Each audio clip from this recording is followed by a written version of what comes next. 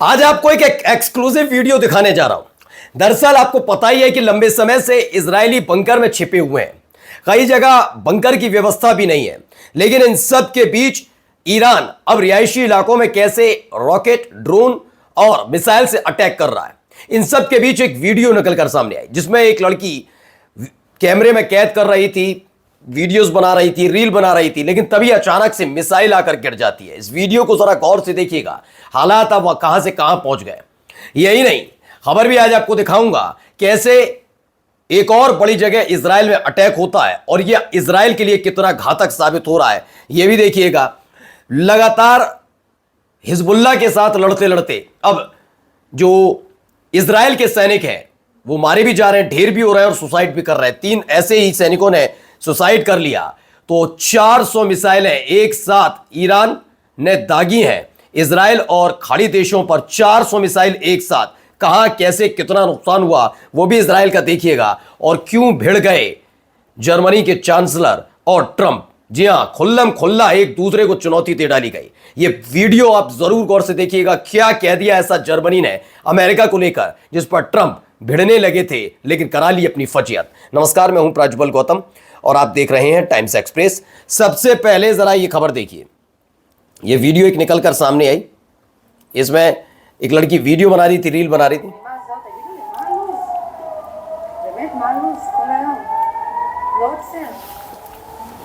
देखिए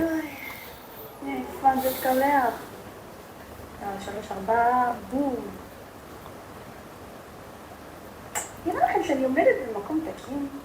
כאילו, אני באמת.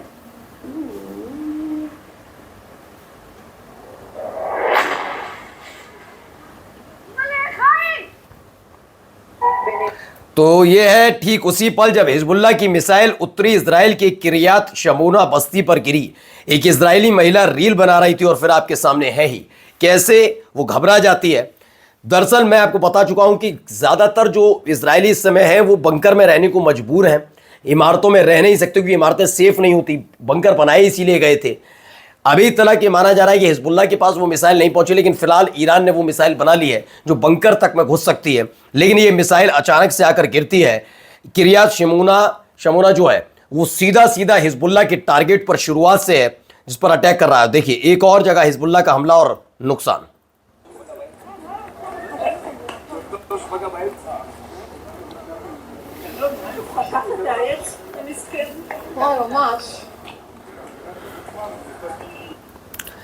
तो हिजबुल्लाह के रॉकेट्स ने टेक्नॉन इंस्टीट्यूट पर हमला किया जो इजराइल के रक्षा प्रौद्योगिकी उद्योगों का एक प्रमुख हिस्सा है। वहां पर एक बड़ा हमला यहां पर भी होता हुआ नजर आया, यानी कि एक रक्षा जहां पर शोध होते हैं, जहां पर तमाम चीजें होती हैं, प्रौद्योगिकी उद्योग है।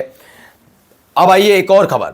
इजराइल की मीडिया ने रिपोर्ट इंडिकेट की है जिसमें 3 इजरायली सोल्जर्स ने सुसाइड कर लिया। खबर निकल कर आई कि उत्तरी इजराइल में लगातार हिजबुल्लाह के साथ युद्ध लड़ रहे थे। इससे पहले ऐसी खबरें हमास के साथ लड़ते में यानी गजा के अंदर से निकल कर आती थी। गजा में 3 तरीके से इजराइल के सैनिकों को चोट पहुंचती थी। एक तो या तो वो हमास से लड़ते लड़ते ढेर हो जा रहे थे, या फिर ऐसे हालात हो जाते थे कि वो दोबारा सेना के लिए किसी काम के नहीं, मतलब अंग भंग हो जाएगा। तीसरा ये था कि वो लड़ते लड़ते इतने परेशान हो गए थे कि उन्होंने सुसाइड करना शुरू किया था। जब गजा के साथ सीजफायर हुआ तो सबसे ज़्यादा खुशी इजराइल के लोगों को हुई थी कि कम से कम युद्ध समाप्त हुआ, इनको अपना वापस लौट के आएगा। लेकिन देखिए अब लेबनान के साथ हिजबुल्लाह के साथ फिर लड़ाई शुरू हुई और ग्राउंड, चूंकि दोनों की सीमाएं मिली हुई हैं, दक्षिणी लेबनान और उत्तरी इजराइल है, तो वहीं पर ये सारा संघर्ष चल रहा है। वहां पर 3 सोल्जर्स ने सुसाइड कर लिया, खबर आई। इन सब के बीच एक और खबर, ईरान की जुल्फिकार मिसाइल का कहर, हमलों से दहला अमेरिकी बेस। इसमें दावा है कि ईरान अमेरिका इजराइल युद्ध के 28वें दिन ईरान ने इजराइल और खाड़ी क्षेत्र में अमेरिकी ठिकानों पर 400 से ज़्यादा बैलिस्टिक मिसाइल दाग दी हैं, इनमें जुल्फिकार मिसाइल सबसे घातक और हार्ड टू इंटरसेप्ट साबित हुई है।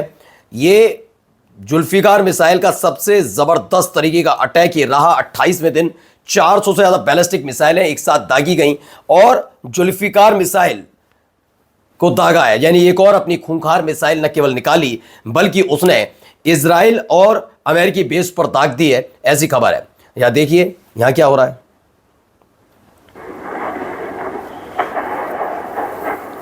Boy, the feel up. Yo. Yo, I'm trying to come.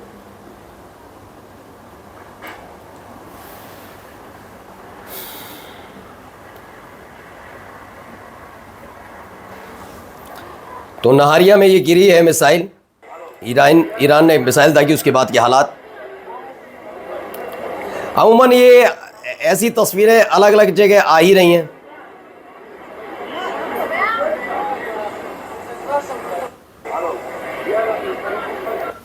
तो missiles have fallen in Nahariya, rescue teams are on their way to the scene. ये तस्वीरें भी निकल आई। अब देखिए जर्मनी और अमेरिका ये क्यों भिड़े आपस में, पहले सुनिए। Partners in Germany as well highlighted from the beginning on. We have not been consulted before. Nobody asked us before. It's not our war, and therefore we don't want to get sucked into that war, to make it crystal clear. And what we need is now is a diplomatic solution as soon as possible. We need end of shooting and killing, and that is addressed to US, of course, but mainly to Iran, which is तो Iran war से Germany ने पल्ला झाड़ा है। Germany के रक्षा मंत्री हैं Boris Pistorius, रक्षा मंत्री, उन्होंने कहा हमें पहले से भरोसे में नहीं लिया गया, ये हमारा युद्ध नहीं है, हम इस युद्ध में शामिल नहीं होना चाहते हैं। जर्मनी रक्षा मंत्री हैं बोरिस पिस्टोरियस, इनका ये बयान इस दौर में और ज़्यादा ज़रूरी है क्योंकि जर्मनी एक नेटो सदस्य देश है और लगातार अपील अमेरिका की तरफ से, ट्रंप की तरफ से की जा रही है कि तमाम नेटो सदस्य देश साथ आएँ और ईरान पर हमला करें। लेकिन जर्मनी ने साफ साफ मना कर दिया कि जिस तरह की खस्ता हालत पूरी दुनिया की तुमने हमला करके बना दिया ईरान पर, हम अपने देश को ऐसे बर्बाद होने देंगे नहीं। जैसे ही ये खबर पहुंची भाई साहब तक, यानी कि डोनाल्ड ट्रंप तक, देखिए कैसे भड़क गया भाई, देखिए। It doesn't affect us thousands of miles away. That's why when I heard the head of Germany say, "This is not our war," about Iran, I said, "Well, Ukraine's not our war. We helped.